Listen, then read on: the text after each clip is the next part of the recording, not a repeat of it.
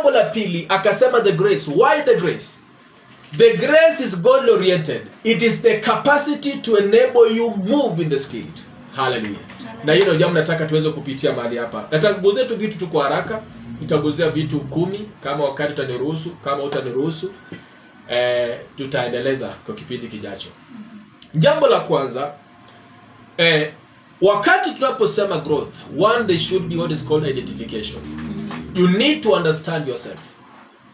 Leo hii mtu asiyejijua hata kama akona nguvu, asiyejijua hata kama ni kiongozi, atakaa mtumwa ama atatawaliwa.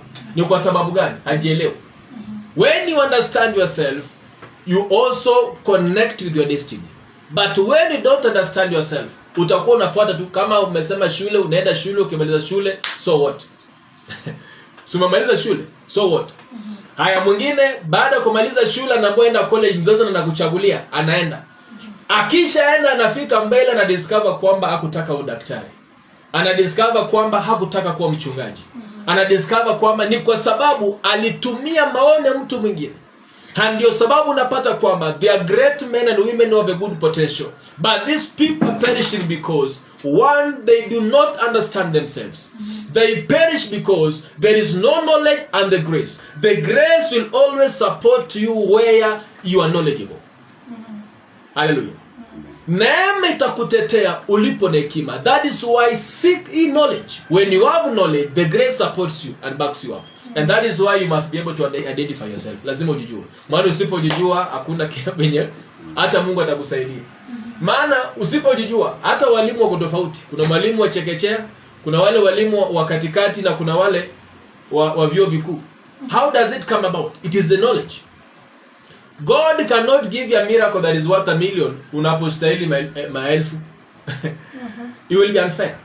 God will be unfair to make you filthy rich when he knows that ukipata hata 100,000 inakuwa shida. So one, you must work on identifying yourself. Lazima ujitambue. Na lazima ujitambue kwa kujua unataka nini katika maisha. Na utakapojua unataka nini, ujielewe and walk according to how you understand yourself. Kama wewe ni mtoto wa Mungu, walk in the knowledge that you are a son and a daughter of God. Kama wewe ni mtumishi, walk in the knowledge that I am a servant of God. If you are a Christian, walk with that knowledge, because you cannot identify yourself with what is not connected with you. Ni lazima ujielewe, utembee katika ile njia ambayo unaelewa. And that is how you attract what? The grace. The grace walks with you according to knowledge. Usipokuwa na knowledge, huwezi tembea na neema. Hallelujah. Jambo la pili,